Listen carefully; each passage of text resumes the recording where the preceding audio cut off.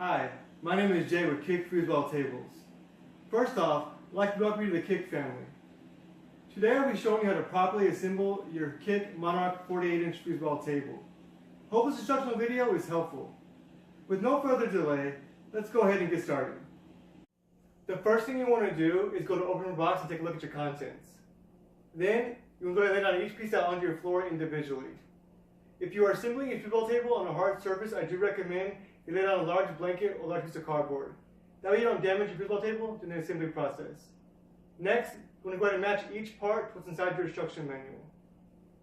After you've sorted out all the parts in the box and matched each part to what's inside your instruction manual, if you notice any missing or damaged parts, please contact Kick with pictures of your shipping label, the box itself, and the damaged part. Our contact information will be listed at the end of this video. The proper tools needed for this assembly are an Allen wrench, which has already been supplied for you, and your own Phillips head screwdriver. However, for this process I'll be using my own impact driver fitted with Phillips head tip to help speed along this process. For step 1 of this assembly, we'll be sliding our playing field P3 into the groove that you see here on both side panels, P1A and P1B. Now you just want to make sure before you insert your playing field into the groove on the side panel that the entry hole on the side panel is closer to the floor. Then, making sure that your graphics are face down, you want to go ahead and insert your playing field.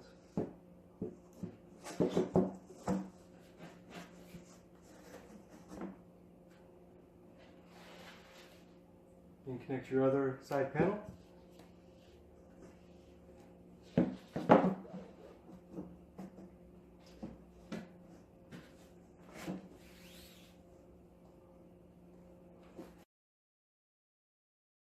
After you've inserted your playing field into both grooves on the side panel, we move on to step 2 and attaching our end panels P2 to both ends of the table using our H1 bolt and our H4 washer. You want to make sure before you attach both your end panels that the ball entry hole is closest to the floor and that this groove that you see here is faced inward toward the playing field.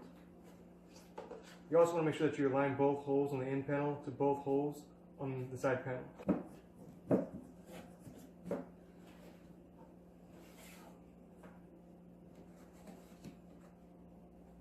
Go ahead and attach your H1 bolt and your H2 washer.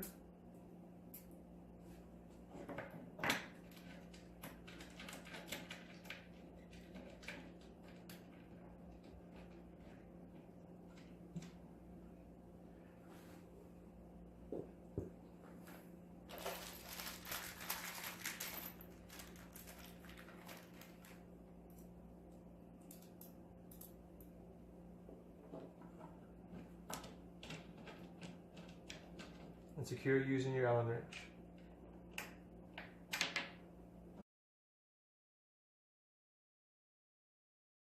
You completed step 2 in attaching both end panels to both side panels.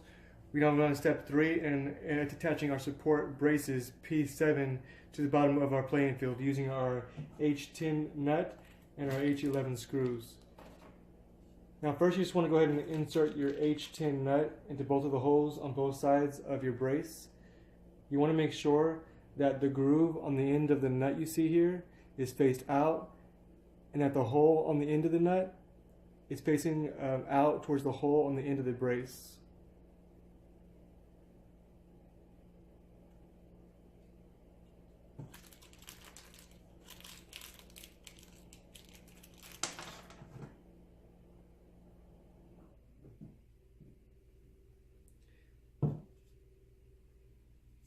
Then you want to go ahead and align the hole on the side panel with the hole on the end of the brace.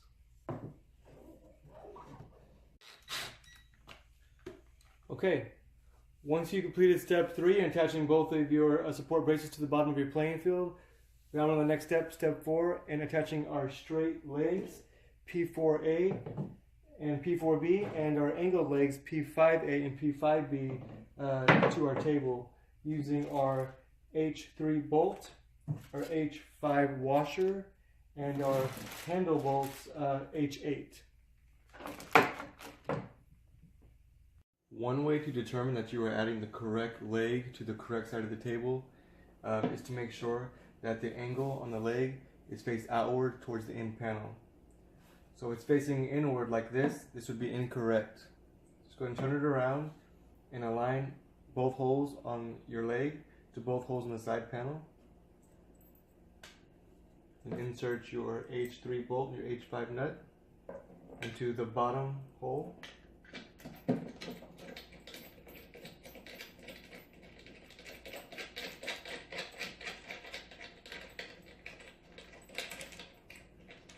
Then add your handle bolt H8 and your H5 washer to the top hole.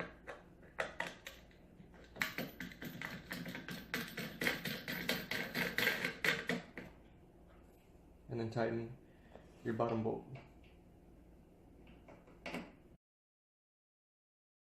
Next, we'll be attaching our angled legs P5A and P5B to our table. You just want to make sure that the angle, the L-shaped angle, is faced outward towards the end panel, and that the hole for the crossbar is faced inward towards the other leg.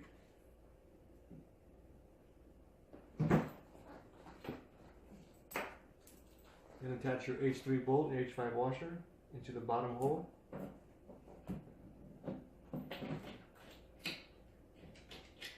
And tighten.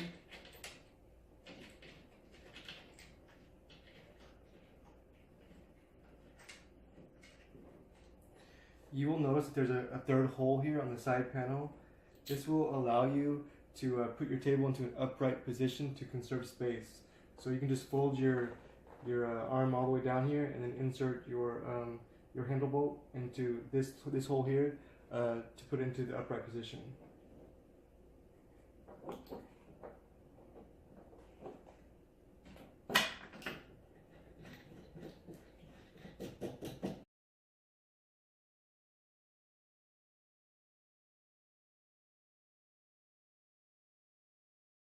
After you completed step 4 and attaching all 4 of your legs to all 4 corners of your table, we now on to the next step, step 5, and inserting our H9 nut into all 4 holes of the leg panels P6. You simply just want to go ahead and line up the hole on your H9 nut to the hole on the end of your leg panel.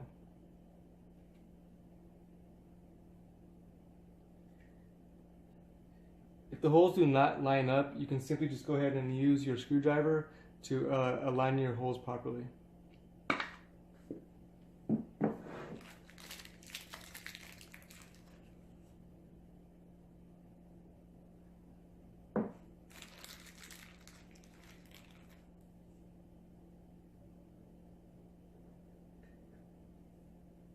Next, we'll be attaching both of our leg panels between both of our legs using our H2 bolt and our H4 washer.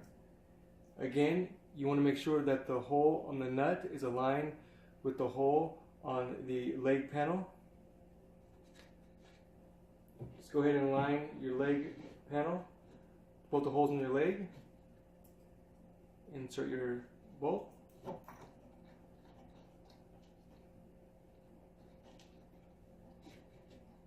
And tighten.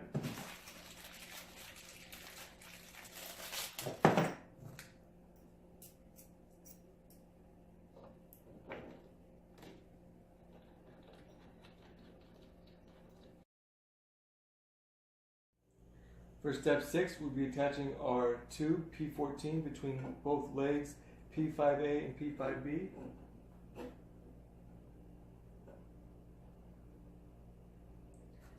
And then insert your bolt H14 in between the tube.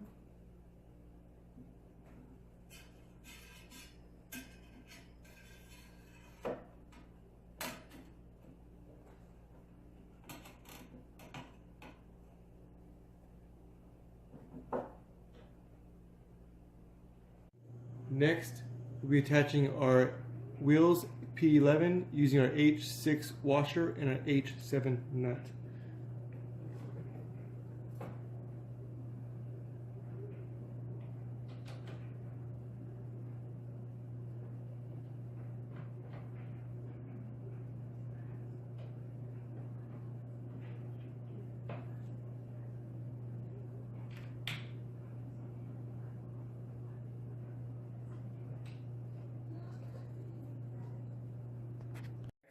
be attaching our leg board P13 using our H12 screws. Now these holes are not pre-drilled, so you will need to apply some pressure when screwing in your screws.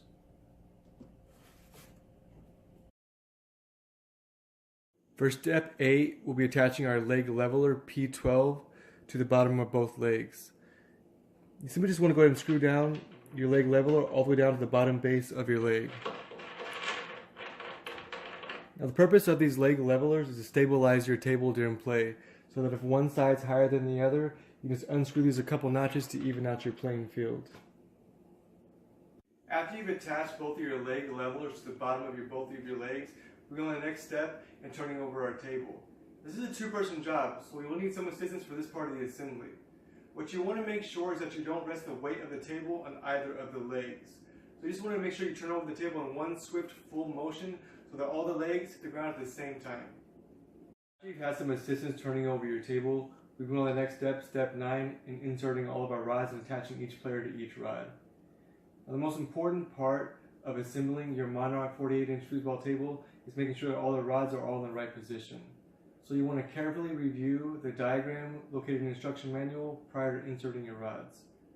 What you want to make sure is that there's the correct amount of players per holes in the rod are correct. You also want to make sure that there's a hole on the correct side of the table where the handles will later go.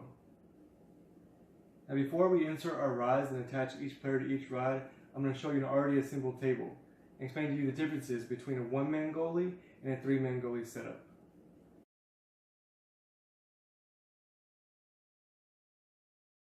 One-man goalie versus three-man goalie setup.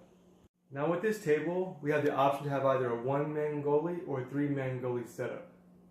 But most beginners and some others prefer a three-man goalie setup because there is more defense around the goal, making it harder to score and giving the user more control over the field. While others prefer a more competitive, fast-paced one-man goalie setup, but it's completely up to you. To have a three-man goalie setup, you have 3 men on your goalie rod. You can optionally place a white field lining tape on both sides of the table to prevent any dead spots, if any at all. Be careful once you lay the tape down, it's hard to pick back up without leaving any smudges. If you're looking for a one-man goalie, instead of having the other 2 outer men on your goalie rod, you'll replace them with the 4 black stop rings. Next, place the 4 triangle ramps that you received on each corner of the playing field.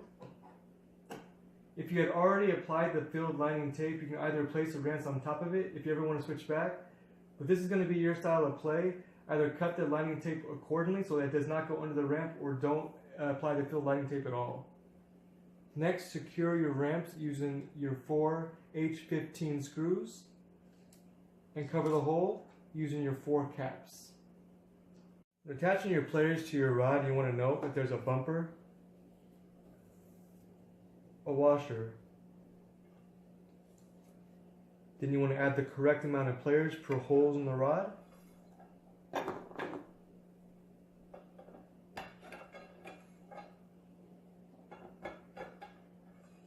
Then add another washer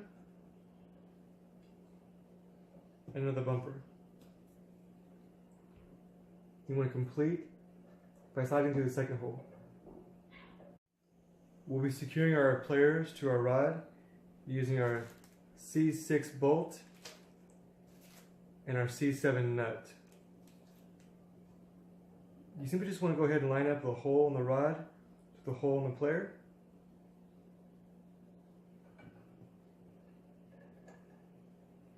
Then insert your C6 bolt into the chest of the player. Hold the bolt in place and turn your player over. Insert your C7 nut. Turn the player back over and tighten.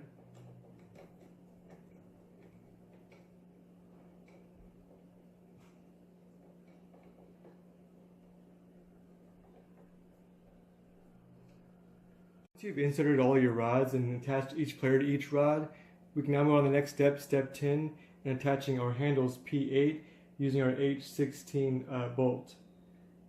You simply just want to go ahead and line up the hole on the handle to the hole on the rod.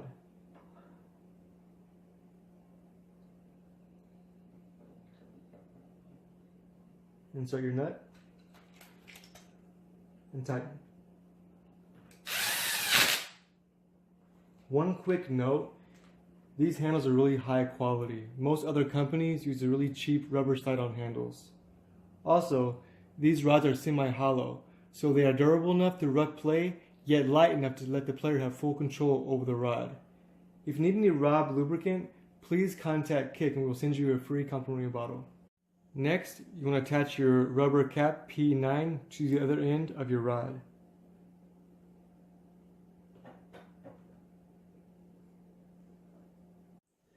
After you completed step 10 in attaching all of your handles and all your rubber caps to all of your rods, we're going to the next step, step 11, in attaching our slide scorer P10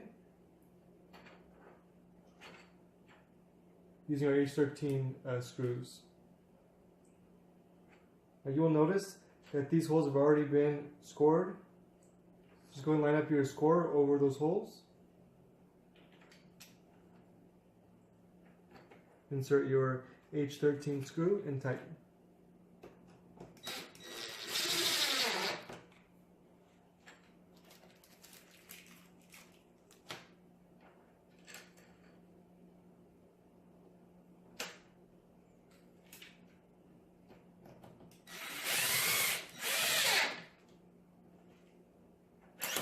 Congratulations! We are now officially done assembling our Kick Monarch 48-inch foosball table. You are now free to enjoy your table with your friends and family. I hope this instructional video was helpful. If you have any questions, comments, or concerns, please visit us at www.kickfoosballtables.com or email us at support@kickfoosballtables.com.